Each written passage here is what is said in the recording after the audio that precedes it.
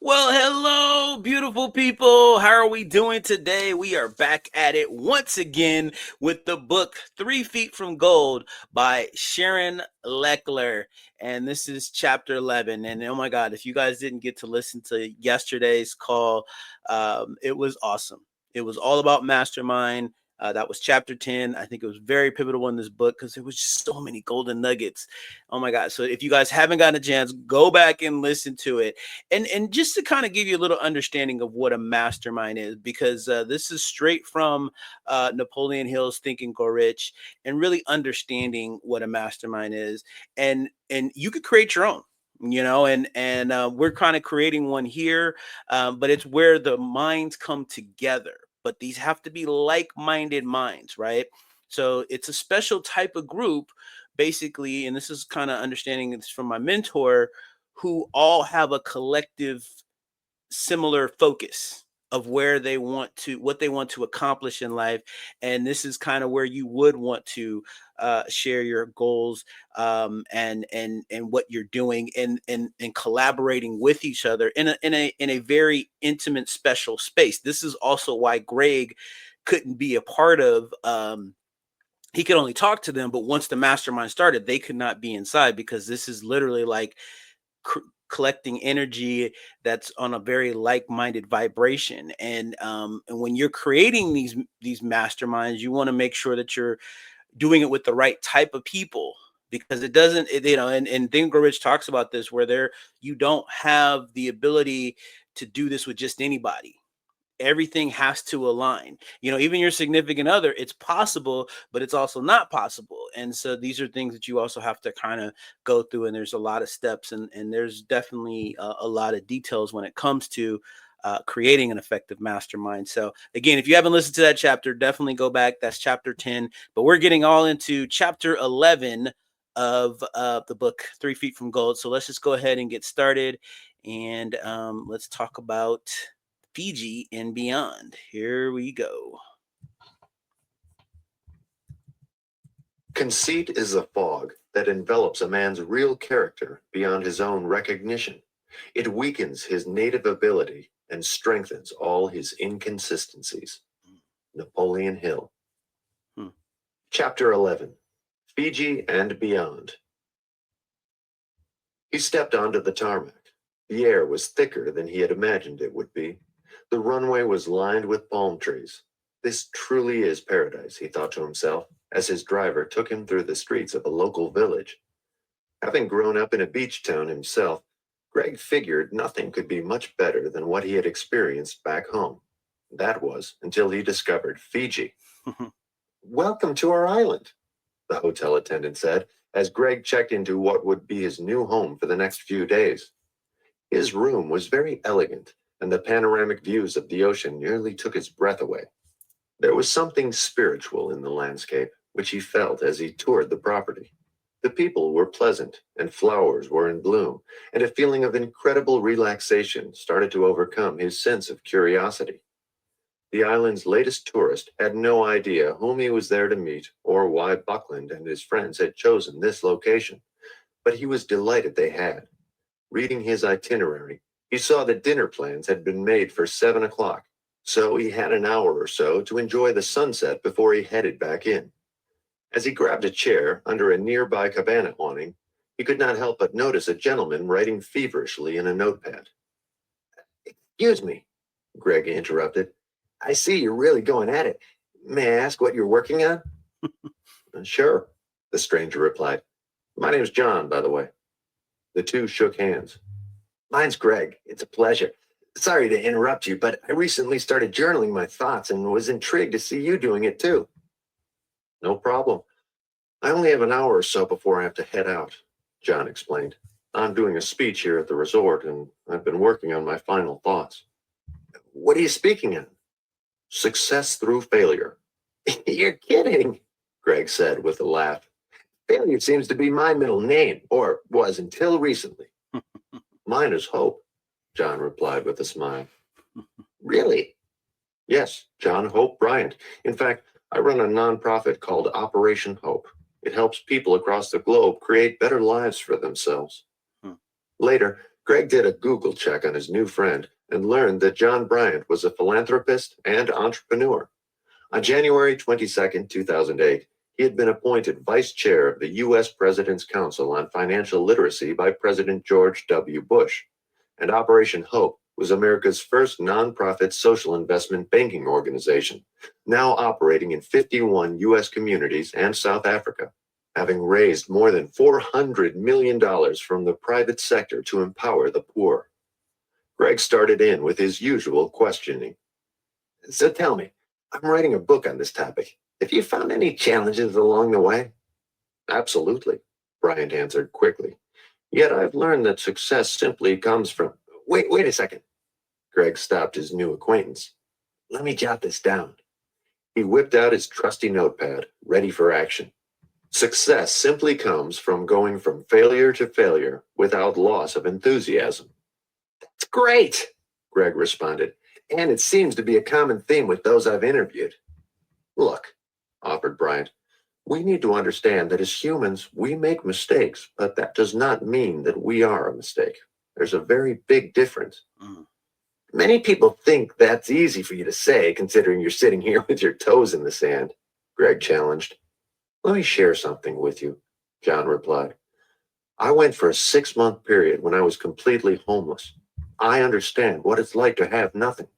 I also quickly came to realize that poverty is not what's in your pocket, it's what you have in your head. Yes. Greg wrote in his pad what Bryant said next. 10% of your attitude is determined by what life hands you, and 90% by how you choose to respond. Yes. Funny thing is, being homeless was one of the greatest gifts I could have received.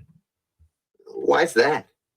It made me see things from a different perspective. Once homeless, I gained a new mindset. Hey, what else can you do to me? I'm at the bottom, man. What are you going to do? Tell me no? I already had nothing when I walked through the door. Greg could not help but laugh at the speaker's expressive demeanor. Time flew by as the two exchanged stories about their individual quests. Bryant shared his vision and mission with tremendous passion and conviction. He said, there is a difference between being broke and being poor. Yes. Being broke is a temporary economic condition, but being poor is a disabling frame of mind and a depressed condition of your spirit, and you must vow to never, ever, ever be poor again. Mm-hmm. Every wealth creator is crystal clear about two things, a vision and a mission. My vision for the poor is to help them see themselves differently. I can do this by helping to expose, to educate, to empower, and ultimately to inspire them, to see themselves for what and who they really are, rich in spirit. They are assets, not liabilities, on the world's global balance sheet. Because I have seen time and again that given an informed choice, the poor do not want a handout, but simply a hand up. They want the dignity that comes from doing for themselves. Yes. When you know better, you tend to do better. As John Bryant stood to say farewell, he offered Greg his card and said, this is just what I needed. You got me pumped up for my speech. If I may ever serve you in any way, please call me. Wow. He turned to leave, then paused. You are on to something great. Stick with it. Never, ever, ever, ever give up. Greg shook Bryant's hand, thanked him for his time, then wrote, every wealth creator is crystal clear about two things, a vision and a mission. Greg continued to be impressed with how successful people are so willing to share their experiences and to ask how they may be of service to another. Realizing that an hour had slipped by, he had to move quickly to make his dinner appointment. I'll seat you now, the hostess said, making her way to a table for two overlooking the crashing surf. Greg sat and gazed at the menu, trying not to crane his neck to see who his mystery guest might be. As he pondered his selection, a familiar voice greeted him. Hello, Greg. His chest tightened, and he hesitated before looking up, trying hard to find his voice. He couldn't believe she would travel all this way to be with him. With tremendous emotion, he said, Hi, Mia. It's great to see you. As he rose to embrace her, his napkin got caught on his pants and dangled there awkwardly.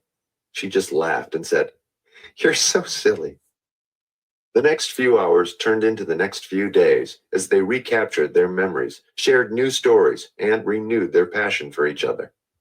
In their conversation that seemed never to end, Mia explained that Mr. Buckland had contacted her personally and informed her of Greg's journey.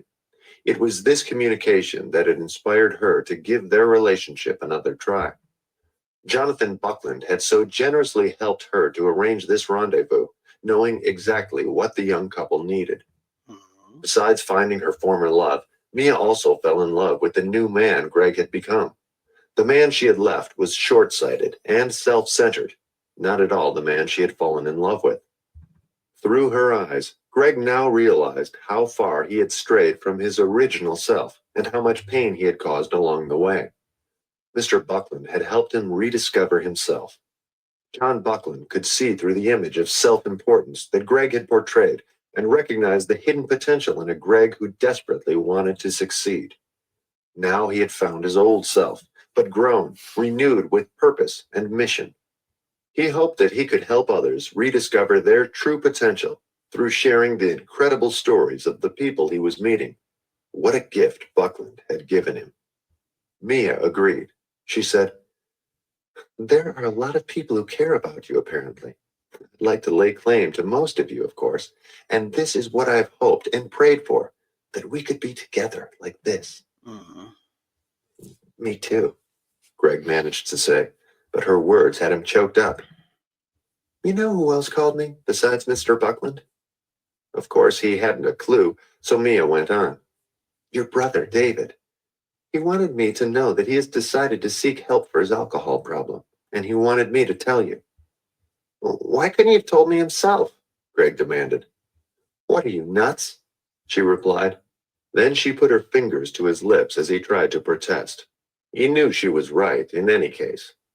"Because you two are too close. Even though you're not blood brothers, you're as close as any brothers could be.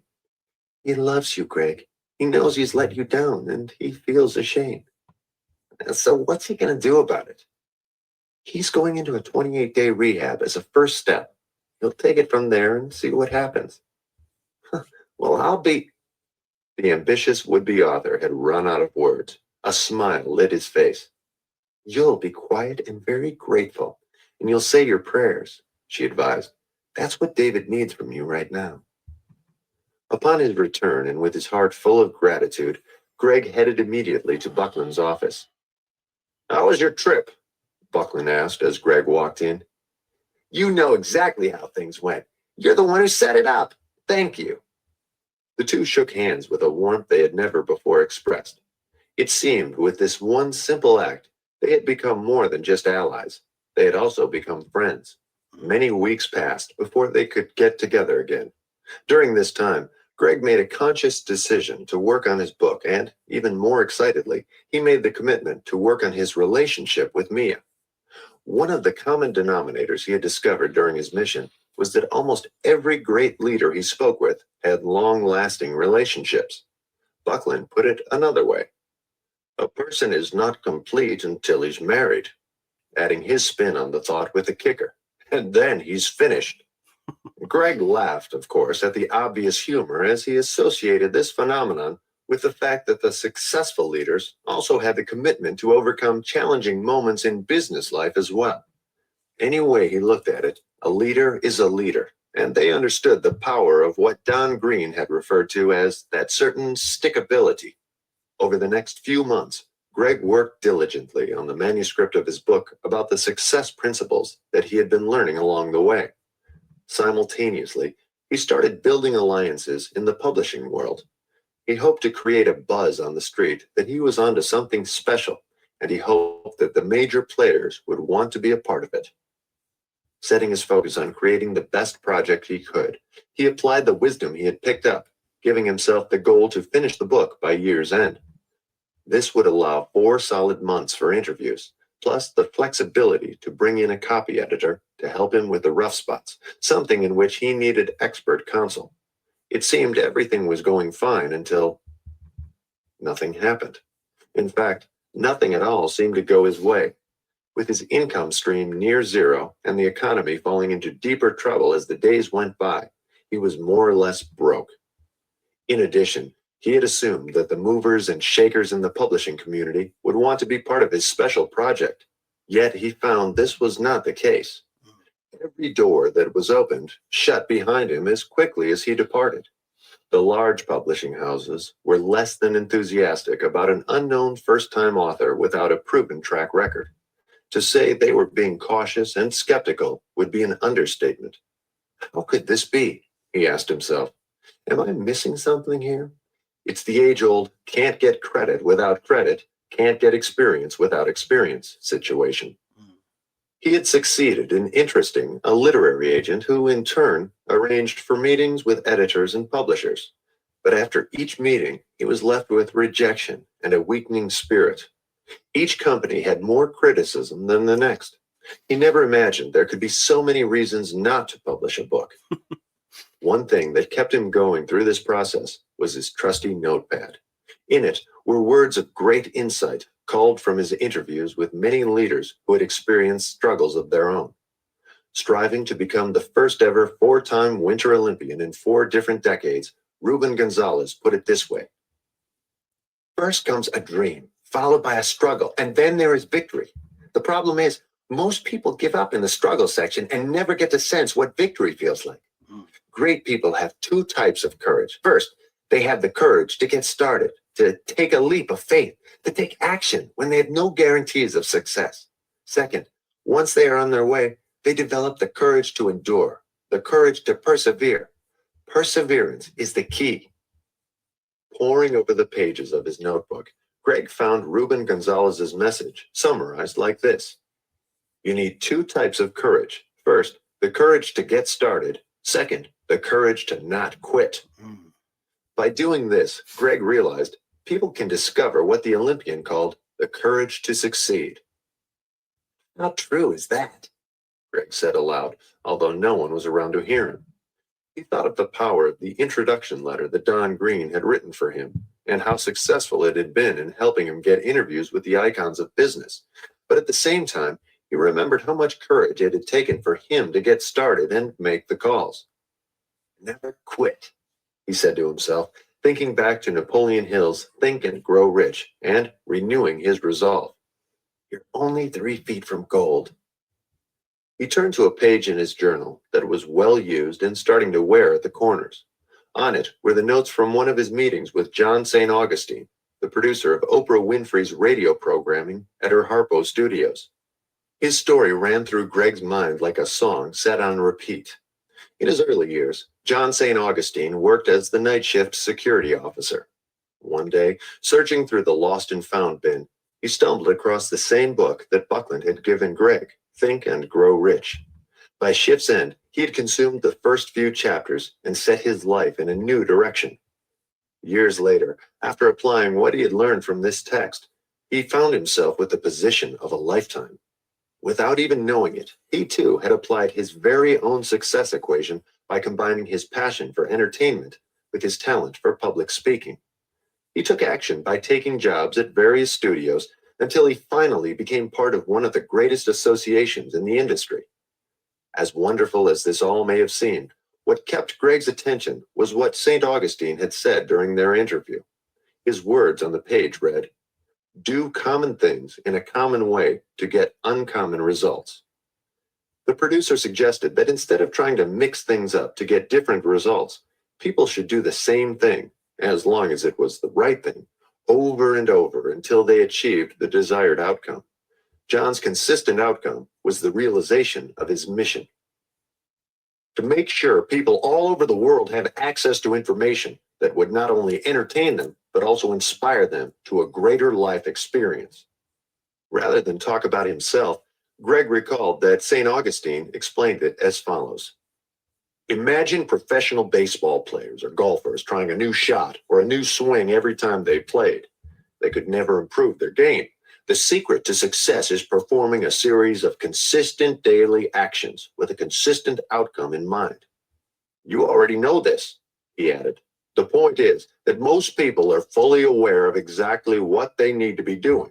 We should start applying that knowledge and take some accountability for our personal successes or setbacks.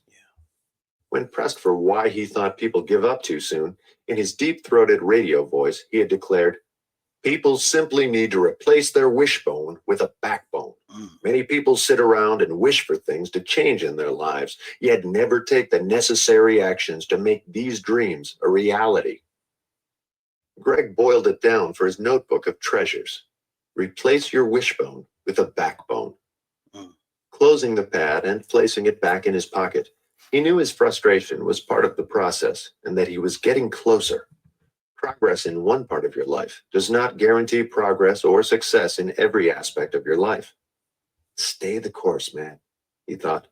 Just keep in mind, you're only 3 feet from the gold. He knew he simply needed to stop complaining, knock on more doors, continue those daily tasks, and improve on the way he was presenting the opportunity to those who could make it happen. He also knew that prayer went along with action and would help him to move toward the solution to any problem in relationships, personal finances, job, and career, and toward ultimate success in what he had chosen to pursue. His mother used to share with him an old proverb, "God will not give you more than you can handle." And at this moment, Greg smiled ironically, wishing God did not have so much faith in him. Oh my goodness. Wow. Wow, you guys. Whew. Man, so much good stuff in this chapter. Oh my gosh. All right. Well, we're already over, so we'll end it there. But I hope you guys are taking notes. Definitely comment down below what you guys got from this chapter, because there was so much great information. And if you haven't already, make sure that you like and subscribe, hit that notification bell so you don't miss any of this great content. And until next time, you guys make it a great day. Take care. Bye-bye.